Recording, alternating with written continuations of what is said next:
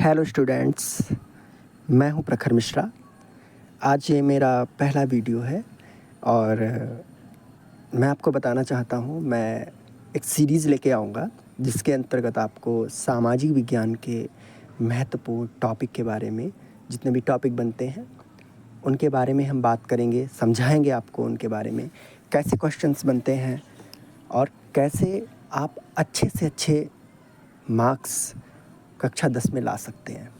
उन सभी पहलुओं पर, उन सभी महत्वपूर्ण तत्वों पर हम बात करेंगे जिसके माध्यम से हम एक अच्छे नंबर गेन कर सकते हैं। तो शुरू करते हैं अपना वीडियो।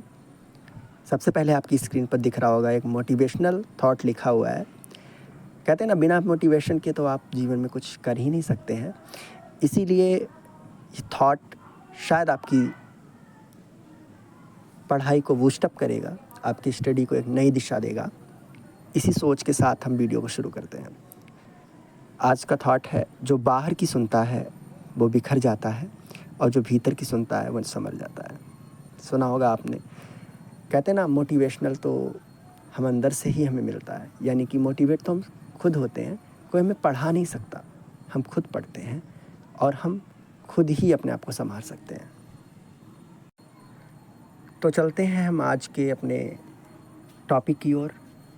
पहला प्रश्न मैं बता देता हूँ क्या है कि वर्साय की संधि जो हुई थी उसकी शर्तें क्या थी। आपको याद होगा, प्रथम विश्व युद्ध के दौरान वर्साय की संधि हुई थी। प्रथम विश्व युद्ध में जर्मनी की हार हो गई थी, जिसके बदले में मित्र राष्ट्र कौन कौन से थे? मित्र राष्ट्र जैसे रूस, ब्रिटेन, अमेरिका, इन लोगों ने जर्मनी को हरा दिया था। हराने के बाद उस पर विभिन्न प्रकार की, बहुत तरीके की शर्तें थोपी गई थी, या हम ये कह सकते हैं दोषी मुख्य रूप से जर्मनी को ठहराया गया था। उसी के अंतर्गत एक संधि हुई थी जिसे हम वर्साय की संधि कह सकते हैं।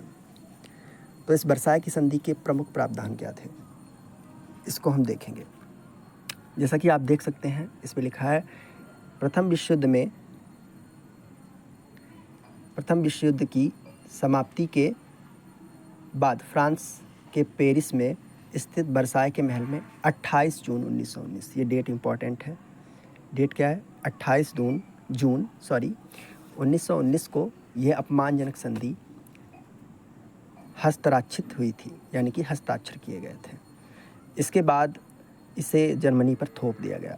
इस संधि में लगभग 440 धाराएं थीं। उस समय लाचार जर्मनी, क्योंकि जर्मनी हार गया था, करता भी क्या, बात तो माननी ही थी। इसीलिए जर्मनी के पास इस अपमानजनक संधि को स्वीकार करने के अलावा अन्य कोई विकल्प मौजूद ही नहीं था।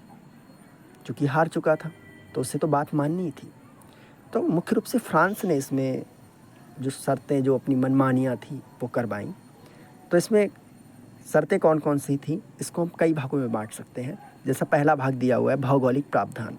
1870 ईस्वी में जर्मनी ने फ्रांस के एसेल्स, एक शहर का नाम है, और लॉरेन, दो शहर हैं, ये प्रांत कह सकते हैं हम, छीन लिए। कौन से? एसेल्स और लॉरेन, ये आपको याद रखना है। वर्साय की संधि के माध्यम से ये दोनों ही प्रांत जर्मनी से वापस लेकर फ्रांस को लौटा दिए गए। अर्थात ये दोनों प्रांत जर्मनी ने पहले जीत लिए थे। किससे? फ्रांस से।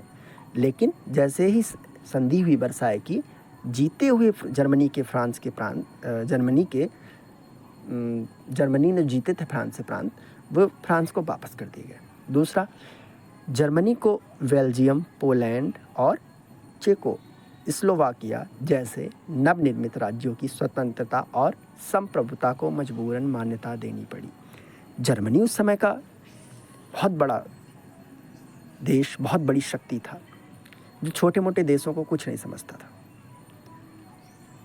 जो कि बेल्जियम, पोलैंड और जैसे इसमें लिखा है चेकोस्लोवाकिया को, कुछ जो नए नए बने हुए थे, उस समय नए ये देश बने थे, उनको कुछ नहीं समझता था। वो ये सोचता था कि मैं इन पे कब्जा कर लूँ, इन देशों पर। इसीलिए वो इनको मान्यता नहीं दे रहा था। लेकिन मजबूरन जब ये वर्साय की संधि हुई तो उनको मान्यता देनी पड़ी और अलग अलग देश मानना पड़ा। थर्ड लिखा है, राइन नदी के बाएं तट पर और राइन नदी के दाएं तट से 50 किलोमीटर की दूरी तक जर्मनी का पूर्ण निशस्त्रीकरण कर दिया गया था। इसका उद्देश्य यह था कि जर्मनी किसी भी प्रकार की किलेबंदी ना कर सके। जैसे हमारे यहाँ गंगा नदी बहती है, यमुना नदी बहती है, वहाँ वैसे ही एक राइन नदी बहती थी जिसका दायां और बायां तट होता है, जैसा आप समझते ही हैं। तो बाएं तट पर और दाएं तट पर 50 किलोमीटर इधर और 50 किलोमीटर उधर, इतनी दूरी तक जर्मनी का पूर्ण निशस्त्रीकरण का अर्थ है जहाँ पर किसी प्रकार की कोई सेना, कोई शस्त्र नहीं रखे जा सकते थे। मतलब सशस्त्र से शस्त्रों के साथ सेना को नहीं रखा जा सकता था। इसका उद्देश्य ये था कि जर्मनी किलेबंदी ना कर सके, अर्थात जर्मनी जो है अपने आप को मजबूत ना कर सके, दूसरों पर कब्जा ना कर सके, हमले ना कर सके, इसलिए ऐसा किया गया था।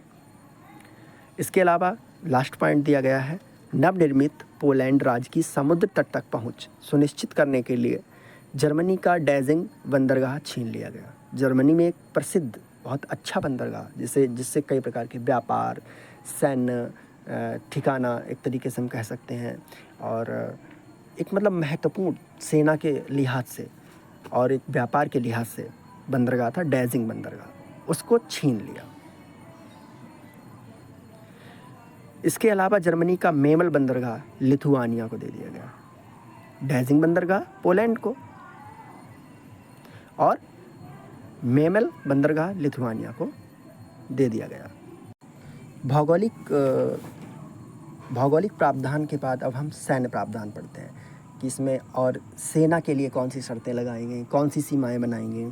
तो पहला लिखा है, संधि के माध्यम से जर्मनी में अनिवार्य सैनिक सेवा समाप्त कर दी गई थी और ये प्रावधान किया गया था कि अगले 12 वर्षों तक जर्मनी को 1 लाख से अधिक थल सेना रखने की अनुमति नहीं होगी। इसका मतलब क्या हुआ? इसका मतलब ये हुआ कि पहले जर्मनी में क्या होता था, जो भी नागरिक थे उनको अनिवार्य रूप से, मतलब सभी जितने नागरिक होंगे वो सेना में अपनी सेवा जरूर देंगे, अर्थात सेना में पहले भर्ती होंगे। उसके बाद उनको कोई नौकरी या उनको किसी भी कार्य क्षेत्र में कार्य करने का मौका दिया जाएगा। अगले 12 वर्षों तक जर्मनी को 1 लाख से, पहले जर्मनी के पास लाखों यानी कि 5 लाख, 7 लाख, 10 लाख के करीब तक सेना जर्मनी रखता था, क्योंकि उसे अन्य देशों पर उसकी मर्जी थी, उसकी इच्छा थी कि अन्य देशों पर कब्जा करे।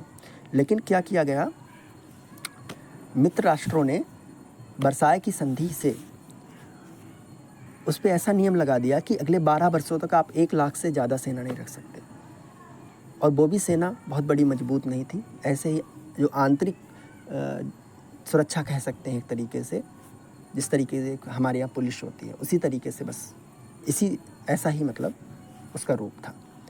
नंबर 2 हम बात करते हैं, इसके अलावा जर्मनी पर प्रतिबंध लगा दिया गया कि जर्मनी ना तो किसी भी प्रकार की युद्ध सामग्री का निर्माण कर सकता है और ना ही वह किसी भी प्रकार की युद्ध सामग्री का आयात कर सकता है।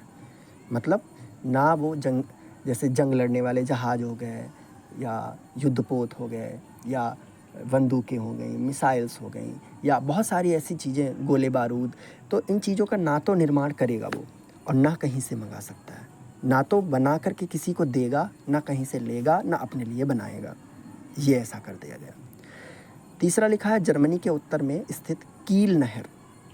कील एक नहर है, एक बहुत बड़ी नहर मानी जाती है और एक मतलब व्यापारिक दृष्टि से एक इसका अपना महत्व है। पहले जर्मनी के नियंत्रण में हुआ करती थी। जो कील नहर है जर्मनी के नियंत्रण में थी, जर्मनी का कब्जा था उस पर, लेकिन वर्साय की संधि के माध्यम से कील नहर को अंतर्राष्ट्रीय नहर घोषित कर दिया गया था। इसका अर्थ है कि अब कील नहर का प्रयोग कोई भी देश कर सकता है, केवल जर्मनी का कब्जा नहीं रह गया उस पर कि जर्मनी ये समझे मेरा ही कब्जा है, अब मैं ही इसका प्रयोग करूँगा, बाकी किसी को आने नहीं दूंगा इस क्षेत्र में, तो ऐसा नहीं था। तो ये जर्मनी पर मुख्य प्रावधान लगाए गए थे। सैन्य प्रावधान के बाद अब हम आर्थिक प्रावधान की ओर बढ़ते हैं। जैसे इसमें लिखा है, प्रथम विश्व युद्ध का संपूर्ण उत्तरदायित्व जर्मनी पर थोप दिया गया था और इसके लिए सिर्फ जर्मनी को ही जिम्मेदार ठहराया गया। मतलब लड़ तो कई देश रहे थे जर्मनी की तरफ से, बहुत सारे देश, इटली हो गया, एक बड़ा अगर नाम माने इटली था उसके साथ में, मुसोलिनी इटली का बाद में प्रमुख बना, जैसे हिटलर जर्मनी का बना है वैसे ही। लेकिन जो ठीकरा था वो सिर्फ जर्मनी पर फोड़ा गया और जितनी भी जुर्माना या जितनी भी लिमिटेशंस, जितनी भी शर्तें जो भी लगाना था, सब जर्मनी पर थोप दिया गया कि जर्मनी तू ही दोषी है जो कुछ है। इसीलिए जर्मनी को युद्ध क्षतिपूर्ति देने के लिए बाध्य किया गया और ये प्रावधान किया गया कि जर्मनी मित्र राष्ट्रों को युद्ध क्षतिपूर्ति के रूप में 5 अरब डॉलर देगा। एक तो जर्मनी की हालत पहले से ख़राब, उसका बहुत खर्चा युद्ध में हो चुका था और ऊपर से उस पर इतना बड़ा जुर्माना लगा दिया गया, 5 अरब डॉलर रुपए। बहुत बड़ी एक राशि हो गई, बहुत बड़ी रकम हो गई जो कि ऐसे ही नहीं दी जा सकती थी। ठीक है, तो नेक्स्ट पॉइंट पे चलते हैं। अन्य पश्चिमी देशों की तरह जर्मनी के भी अनेक उपनिवेश थे। वर्साय की संधि के माध्यम से जर्मनी के उपनिवेशों में लगी समस्त जर्मन पूंजी को मित्र राष्ट्रों द्वारा जब्त कर लिया गया। उपनिवेश समझते हो? कोई देश है, उसका किसी दूसरे देश पर कब्जा होना, कुछ हिस्से पर या पूरे देश पर कब्जा होना उपनिवेश कहलाता है। जैसे हम किसके उपनिवेश थे? हम ब्रिटेन के उपनिवेश थे। ब्रिटेन का मतलब अंग्रेज़ों का कुछ समय तक हमारे यहाँ कब्जा था, तो हम ऐसे ही कह सकते हैं। ऐसे ही जर्मनी के भी उपनिवेश मतलब और अन्य देशों पर कब्जे थे। तो वर्साय की संधि के माध्यम से जर्मनी के उपनिवेशों में लगी समस्त जर्मन पूंजी को मित्र राष्ट्र द्वारा जब्त कर लिया गया। मतलब दूसरे देशों पर कब्जा किया था पैसे कमाने के लिए और वहाँ पैसा भी लगाता था जर्मनी। लेकिन जो मित्र राष्ट्र थे, ब्रिटेन, रूस, अमेरिका वगैरह, इन्होंने क्या किया? कब्जा कर लिया उस पर और हड़प लिया उनको। तो उम्मीद है आपको ये वीडियो अच्छा लगा होगा, कुछ नई जानकारी मिली होगी, आपका रिवीजन सुनिश्चित हुआ होगा। अच्छा लगे तो इसे लाइक कीजिएगा और चैनल को सब्सक्राइब भी कीजिएगा और अपने दोस्तों को भी बताइएगा कि एक अच्छा सा प्रयास, एक अच्छी सी सीरीज़ जारी हुई है और अगर आप हौसला बनाए रखेंगे मेरा, तो इससे भी अच्छा और कंटेंट और अच्छे वीडियो आपको मिलेंगे। तो ठीक है, thank you so much, good bye.